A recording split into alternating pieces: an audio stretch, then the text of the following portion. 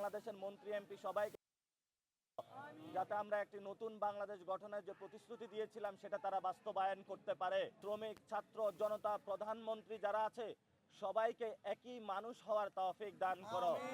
হায় আল্লাহ, যাদের মেন্টাল মনোজগতে রয়েছে যে শ্রমিকরা মধ্যে নিচু স্তরে থাকবে, তাদের মনোজগৎ তুমি পরিবর্তন করে দাও। হায় আল্লাহ, যারা এই ক্ষমতায় গিয়েছে তারা যাতে একটি শ্রমিক বান্ধব দেশ করতে পারে সেই তৌফিক আমাদেরকে দান করো। হায় আল্লাহ, আমাদের শ্রমিক ভাইদের পাশে দাঁড়ানোর তৌফিক দান করো।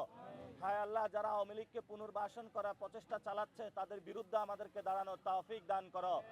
হায় আল্লাহ, বিএনপি যদি যারা আমাদের ভাইদেরকে খুন করেছে তাদের যদি পুনর্বাসনের প্রচেষ্টা চালায়, তাহলে বিএনপি নামক যে দলটা রয়েছে তাদের বিচারের দায়ভার তুমি তোমার হাতে তুলে নাও।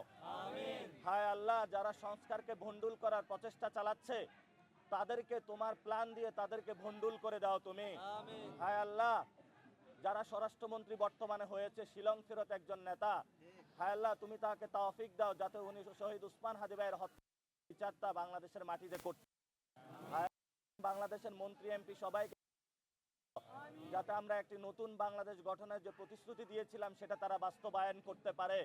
হায় আল্লাহ, যারা ভোট চুরি করেছে বাংলাদেশের মানুষে, হায় আল্লাহ যারা ইঞ্জিনিয়ারিং করেছে, হায় আল্লাহ তুমি পৃথিবীতে তাদের দৃষ্টান্তমূলক শাস্তি দাও এবং মানুষের যে ভোটাধিকার তারা কেড়ে নিয়েছে মানুষের ভোটাধিকার তৌফিক দাও যাতে আমরা ভোটাধিকার মানুষের ফেরত দিতে পারি।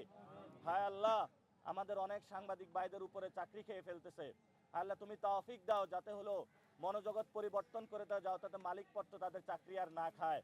হায় আল্লাহ, যারা জুলাইয়ের পক্ষে দাঁড়িয়েছিল সেই সাংবাদিকদেরকে শক্তভাবে আরো দাঁড়ানোর তৌফিক দান করো। রব্বানা তাকাব্বাল আলিম ওয়া তুব আলাইনা ইন্নাকা আনতার রহিম বিরহমাতিকা ইয়া আরহামার রাহিমিন।